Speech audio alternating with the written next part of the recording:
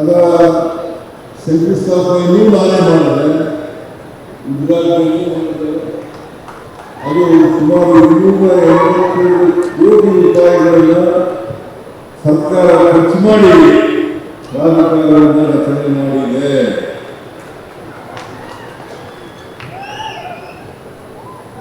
ಇವತ್ತು ಅಂತಹ ಸಂಗೊಳ್ಳಿ ರಾಯಣ್ಣ ಪ್ರತಿಮೆಯನ್ನ ನೀವೆಲ್ಲರೂ ಕೂಡ ಇಷ್ಟೊಂದು ಸಡಗರದಿಂದ ಸಂಭ್ರಮದಿಂದ ಅನಾವರಣ ಮಾಡಿದ್ದೀವಿ.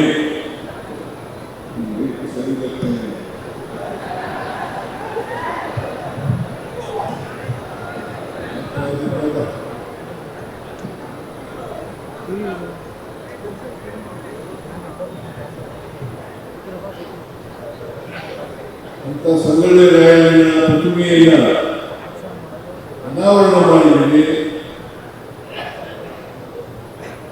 ಈ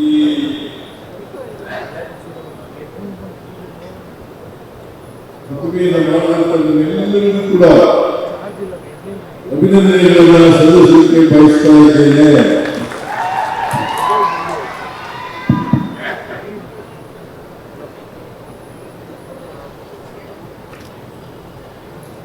ಕುರುಬ ಸಮಾಜ ಸಮುದಾಯ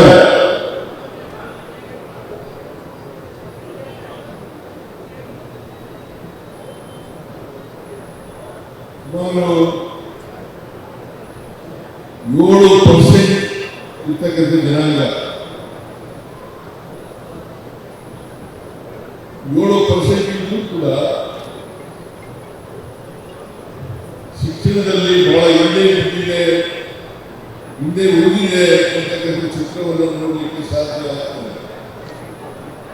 ಅದಕ್ಕೋಸ್ಕರ ನೀವೆಲ್ಲರೂ ಕೂಡ ವಿದ್ಯಾವಂತರಾಗಬೇಕಾಗಿರ್ತಕ್ಕಂಥದ್ದು ಅಗತ್ಯ ಮತ್ತು ಅವಶ್ಯ ಅಂತಕ್ಕಂಥ ಮಾತುಗಳನ್ನು ಹೇಳಲಿಕ್ಕೆ ಬಯಸ್ತಾ ಇದ್ದೇನೆ. ಸಮಾಜವನ್ನ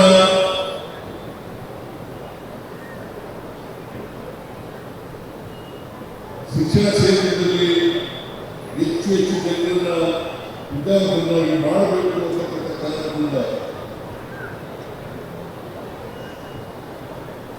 ನಮ್ಮ ಸಂವಿಧಾನ ಬಹಳ ಸ್ಪಷ್ಟವಾಗಿ ಹೇಳ್ತದೆ, ಇದು ಜಾತ್ಯತೀತ ರಾಷ್ಟ್ರ ಅಂತೇಳಿ. ಆದರೂ ನಾನು 92 ಇಸ್ವಿಯಲ್ಲಿ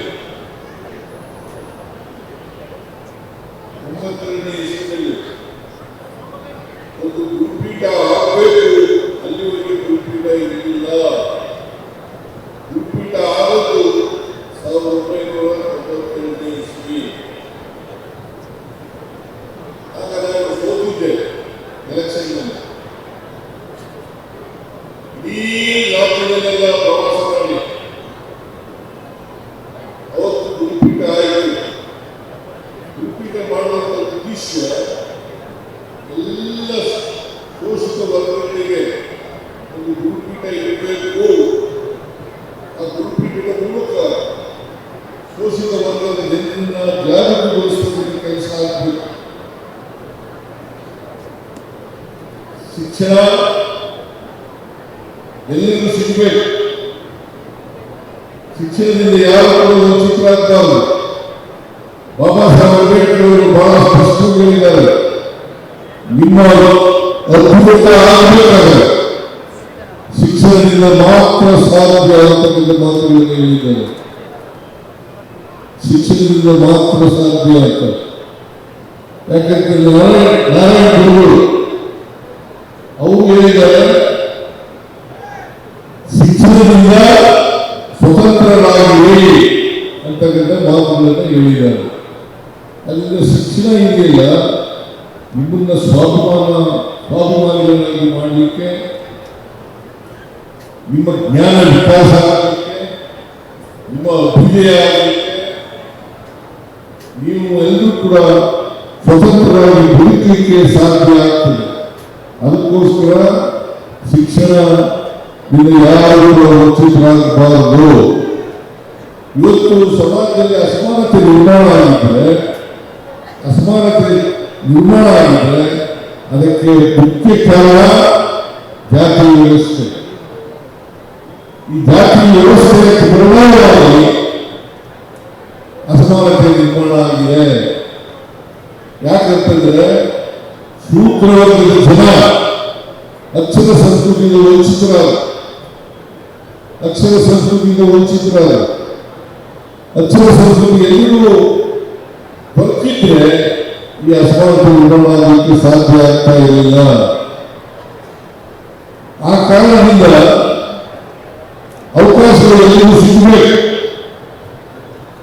ಸಮಾನತೆ ಬರಬೇಕು. ಇದನ್ನ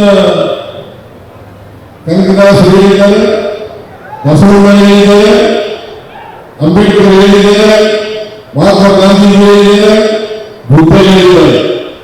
ಇದನ್ನ ನಾವೆಲ್ಲರೂ ಕೂಡ ಅರ್ಥ ಮಾಡ್ಕೋಬೇಕಾಗ್ತದೆ. ಸಮಾನತೆ ಸಮಾಜ ಆಗಬೇಕು, ವರ್ಗರಹಿತವಾದ ಜಾತಿ ರಹಿತವಾದ ಸಮಾಜ ಆಗಬೇಕು, ಎಲ್ಲರಿಗೂ ಸಮಾನ ಅವಕಾಶಗಳು ಸಿಕ್ಕಬೇಕು. ಅದಕ್ಕೋಸ್ಕರನೇ ನಾನು ಮೊದಲನೇ ಸಾರಿ ಮುಖ್ಯಮಂತ್ರಿ ಆಗಿದ್ದಾಗ 2013ರಿಂದ 2018ರವರೆಗೆ ಮುಖ್ಯಮಂತ್ರಿ ಆಗಿದ್ದಾಗ ಈ ಅಸಮಾನತೆಯನ್ನು ಹೋಗಲಾಡಿಸಲಿಕ್ಕೋಸ್ಕರವಾಗಿ ಅನೇಕ ಕಾರ್ಯಕ್ರಮಗಳನ್ನು ಮಾಡಿದೆ. ಆಮೇಲೆ ಎರಡನೇ ಬಾರಿ ಮುಖ್ಯಮಂತ್ರಿ ಆದಾಗ ನಾನು ಗ್ಯಾರಂಟಿ ಯೋಜನೆಗಳನ್ನು ಜಾರಿಗೆ ತಂದೆ. ಗ್ಯಾರಂಟಿ ಯೋಜನೆಗಳ ಮೂಲಕ ಅಸಮಾನತೆಯನ್ನು ಹೋಗಲಾಡಿಸಬೇಕು ಅಂತಕ್ಕಂಥದ್ದು ನಮ್ಮ ಉದ್ದೇಶ. ಅದು ಹಿಂದುಳಿದ ಸಮಾಜ ಇರಲಿ, ಅಲ್ಪಸಂಖ್ಯಾತರಿರಲಿ, ದಲಿತರಿರಲಿ, ಬಡವರು, ಸಮಾಜದಲ್ಲಿರ್ತಕ್ಕಂಥ ಎಲ್ಲ ಬಡವರು ಅವೆಲ್ಲರಿಗೂ ಕೂಡ ಸಮಾನ ಅವಕಾಶಗಳನ್ನು ಕಲ್ಪಿಸಿಕೊಡಬೇಕು. ಆಗ ಮಾತ್ರ ಅಸಮಾನತೆಯನ್ನು ತೊಡೆದಾಕಲಿಕ್ಕೆ ಸಾಧ್ಯ ಆಗ್ತದೆ. ಇಲ್ಲವರೆ ಜಾತಿ ವ್ಯವಸ್ಥೆ ಅಷ್ಟು ಸುಲಭವಾಗಿ ಹೋಗುವುದಿಲ್ಲ. ನಮ್ಮ ದೇಶದ ಜಾತಿ ವ್ಯವಸ್ಥೆ ಇದೆಯಲ್ಲ, ಬಹಳ ಆಳವಾಗಿ ಬೇರ್ಬಿಟ್ಟಿದೆ. ಅದರಿಂದ ನಮ್ಮ ಜಾತಿ ವ್ಯವಸ್ಥೆಗೆ ಚಲನೆ ಇಲ್ಲ. ಯಾವ ವ್ಯವಸ್ಥೆಯಲ್ಲಿ ಚಲನೆ ಇರಲಿಲ್ಲ, ಅಲ್ಲಿ ಬದಲಾವಣೆ ಆಗಲಿಕ್ಕೆ ಸಾಧ್ಯ ಆಗಲ್ಲ. ಅದಕ್ಕೋಸ್ಕರ ಚಲನೆ ಬರಬೇಕಾದ್ರೆ ಆರ್ಥಿಕವಾಗಿ, ಸಾಮಾಜಿಕವಾಗಿ ಪ್ರತಿಯೊಬ್ಬರಿಗೂ ಶಕ್ತಿ ಬಂದಾಗ ಮಾತ್ರ ಚಲನೆ ಸಿಗಲಿಕ್ಕೆ ಸಾಧ್ಯ ಆಗ್ತದೆ. ಇಲ್ಲೇ ಅದು ಚಲನ ರಹಿತವಾದಂಥ ಸಮಾಜ ಆಗ್ತದೆ ಅಂತಕ್ಕಂಥದ್ದನ್ನು ಅರ್ಥ ಮಾಡ್ಕೋಬೇಕಾಗ್ತದೆ. 12ನೇ ಶತಮಾನದಲ್ಲಿ ಬಸವಣ್ಣ ಹೇಳಿ ಇವ ನಾವ ಅಂತ ಹೇಳ್ಬೇಡಪ್ಪ, ಇವ ನಮ್ಮವ ಅಂತ ಹೇಳಿ ಆದರೂ ಕೂಡ ಜಾತಿ ಹೋಗಿಲ್ಲ. 12ನೇ ಶತಮಾನದಲ್ಲಿ ಸುಮಾರು 850 ವರ್ಷಗಳ ಹಿಂದೆ. ಆಮೇಲೆ ಬಸವಣ್ಣ ಅನುಭವದಲ್ಲಿ ಯಾವುದೇ ಜಾತಿ ಪಂಥ ಇದ್ದೇನೆ ಮಹಿಳೆಯರು, ಹಿಂದುಳಿದವರು, ದಲಿತರು, ಅಲ್ಪಸಂಖ್ಯಾತರು ಭಾಗವಹಿಸತಕ್ಕಂಥ ಅನುಭವವನ್ನು ಮಾಡುವುದು. ಇದನ್ನೆಲ್ಲ ಯಾಕೆ ಹೇಳ್ತಾ ಇದ್ದೀನಿ ಅಂತಂದ್ರೆ, ಬಸವಣ್ಣವರು ಕಂಡಿದ್ದಂಥ ಕನಸು, ಅಂಬೇಡ್ಕರ್ ಅವರು ಕಂಡಿದ್ದಂಥ ಕನಸು ಅದು ನನಸಾಗಬೇಕಾದ್ರೆ, ಎಲ್ಲ ಸಮಾಜ ನಿರ್ಮಾಣ ಆಗಬೇಕಾದ್ರೆ ನಾವೆಲ್ಲರೂ ಕೂಡ ಆರ್ಥಿಕವಾಗಿ, ಸಾಮಾಜಿಕವಾಗಿ ಬಲಿಷ್ಠರಾಗಬೇಕು. ಅದಕ್ಕೋಸ್ಕರನೇ ನಾನು ಕಾಂತರಾಜವರ ಅಧ್ಯಕ್ಷತೆಯಲ್ಲಿ ಒಂದು 2014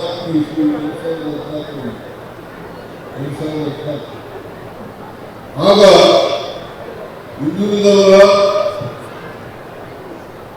ಸಾಮಾಜಿಕ, ಆರ್ಥಿಕ, ಶೈಕ್ಷಣಿಕ ಸಮೀಕ್ಷೆ ಆಗಬೇಕು ಅಂತ ಹೇಳಿ ತೀರ್ಮಾನ ಮಾಡಿದ್ದೆ.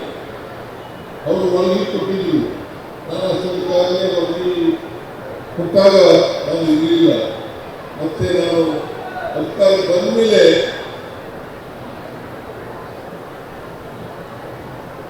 ಹಾಗೆ ವರದಿ ಬಂದು 10 ವರ್ಷಗಳಾಗಿ ಹೋಗಿತ್ತು. 10 ವರ್ಷದ ಅವಧಿ ಸರಿ ಇಲ್ಲ ಅಂತೇಳಿ ಕೆಲವರು ಆಕ್ಷೇಪವನ್ನು ವ್ಯಕ್ತ ಮಾಡಿದ್ರು. ಅದಕ್ಕೋಸ್ಕರವಾಗಿ ಈಗ ಮತ್ತೆ ಹಿಂದುಳಿದ ಆಯೋಗಕ್ಕೆ ಜಾತಿ ಗಣತಿಯನ್ನು ಮಾಡಲಿಕ್ಕೆ, ಆರ್ಥಿಕ ಸಾಮಾಜಿಕ ಸಮೀಕ್ಷೆಯನ್ನು ಮಾಡಲಿಕ್ಕೆ ಅವರಿಗೆ ವಹಿಸಿರ್ತಕ್ಕಂಥ ಕೆಲಸವನ್ನು ಮಾಡಿದ್ದೀನಿ. ನಾನು ನಿಮ್ಮಲ್ಲಿ ಒಂದು ಮನವಿಯನ್ನು ಮಾಡಲಿಕ್ಕೆ ಬಯಸ್ತಾ ಇದ್ದೇನೆ. ನೀವೆಲ್ಲರೂ ಕೂಡ ಕುರುಬ ಅಂತೇಳಿ ಬರೀಬೇಕು.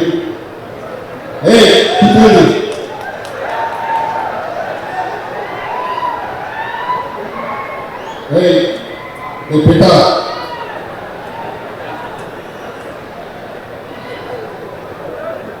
ಕುರುಬ ಅಂತಕ್ಕಂಥ ಜಾತಿ ಹೆಸರು ಬರೆಯುವಾಗ ಕುರುಬ ಅಂತ ಬರೀಲೇಬೇಕು. ಅದನ್ನು ಬರೀದೇ ಹೋದರೆ ನಿಮ್ಮ ಸಂಖ್ಯೆ ಕಡಿಮೆ ಆಗುತ್ತದೆ, ನೀವು ಸಿಗಬೇಕಾದಂಥ ಸವಲತ್ತುಗಳು ಸಿಕ್ಕಂಥದ್ದು ಕಷ್ಟ ಆಗ್ತದೆ ಅಂತಕ್ಕಂಥದ್ದನ್ನು ಅರ್ಥ ಮಾಡ್ಕೋಬೇಕಾಗ್ತದೆ. ಅದರಿಂದ ಇದು ಬರೀ ಕುರುಬಿಗೆಲ್ಲ ಮಾಡಿರ್ತಕ್ಕಂಥದ್ದಲ್ಲ, ಬರೀ ಹಿಂದುಳಿದವರಿಗೆ ಮಾಡಿರ್ತಕ್ಕಂಥದ್ದಲ್ಲ, ದಲಿತರಿಗೆ ಮಾಡಿರ್ತಕ್ಕಂಥದ್ದಲ್ಲ, ಅಥವಾ ಅಲ್ಪಸಂಖ್ಯಾತರು ಮಾಡಿರ್ತಕ್ಕಂಥದ್ದಲ್ಲ. 7 ಕೋಟಿ ಕರ್ನಾಟಕದಲ್ಲಿರ್ತಕ್ಕಂಥ 7 ಕೋಟಿ ಜನರ ಆರ್ಥಿಕ ಸಾಮಾಜಿಕ ಸ್ಥಿತಿಗತಿಗಳು ಗೊತ್ತಾಗಬೇಕು, ಶೈಕ್ಷಣಿಕ ಸ್ಥಿತಿಗತಿಗಳು ಗೊತ್ತಾಗಬೇಕು. ಅದು ಗೊತ್ತಾದಾಗ ಮಾತ್ರ ನಾವು ಕಾರ್ಯಕ್ರಮಗಳನ್ನು ರೂಪಿಸಲಿಕ್ಕೆ ಸಾಧ್ಯ ಆಗ್ತದೆ. ಆರ್ಥಿಕ ಸಾಮಾಜಿಕ ಶೈಕ್ಷಣಿಕ ರಾಜಕೀಯ ಕಾರ್ಯಕ್ರಮಗಳನ್ನು ರೂಪಿಸಲಿಕ್ಕೆ ಸಾಧ್ಯ ಆಗ್ತದೆ. ಅದರಿಂದ ನೀವೆಲ್ಲರೂ ಕೂಡ ಈ 22ರಿಂದ ಮುಂದಿನ ತಿಂಗಳು 7ರವರೆಗೆ ಸಮೀಕ್ಷೆ ನಡೆಯುತ್ತದೆ.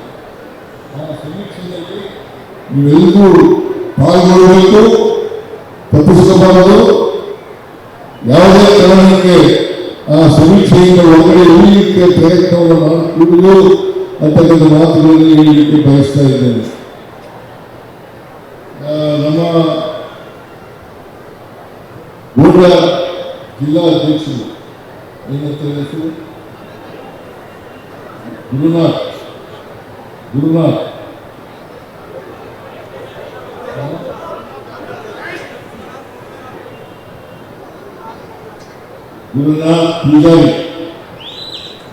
ಪೂಜಾರಿ ಕೆಲವು ಬೇಡಿಕೆಗಳನ್ನು ಇಟ್ಟಿದ್ದಾರೆ.